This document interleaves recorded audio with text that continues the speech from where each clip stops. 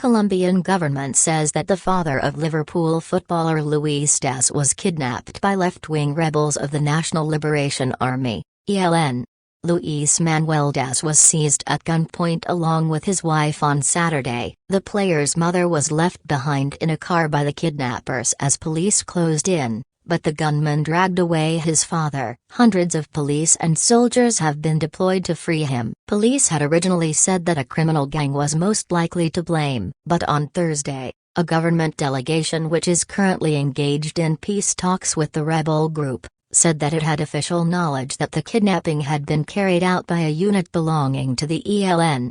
The ELN is Colombia's main remaining active guerrilla group. It has been fighting the state since 1964 and has an estimated 2,500 members. It is most active in the border region with Venezuela where Luis Manuel Díaz and his wife Silnes Marulanda live. CCTV footage showed their car being followed by men on motorbikes on Saturday afternoon. The couple was accosted by the gunmen as they had stopped at a petrol station in their hometown of Barrancas, in the northern province of La Guajira.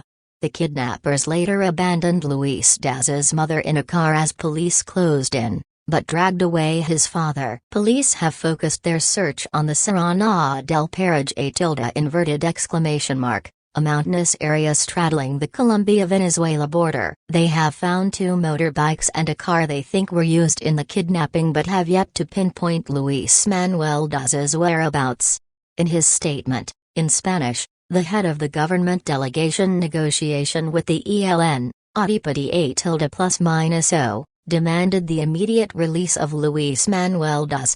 We remind the ELN that kidnappings are criminal acts which violate international humanitarian law and that it is the ELN's, duty as part of the current peace process to not only stop engaging in kidnappings but also to forever stamp them out, the statement reads.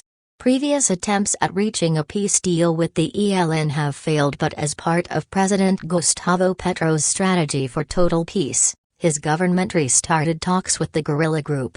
Earlier this year, the two sides re-agreed on a bilateral 6-month ceasefire which came into force on 3 August. The kidnapping of Luis Díaz's father has caused outrage in Colombia, where the player, who is part of Colombia's national team, is immensely popular.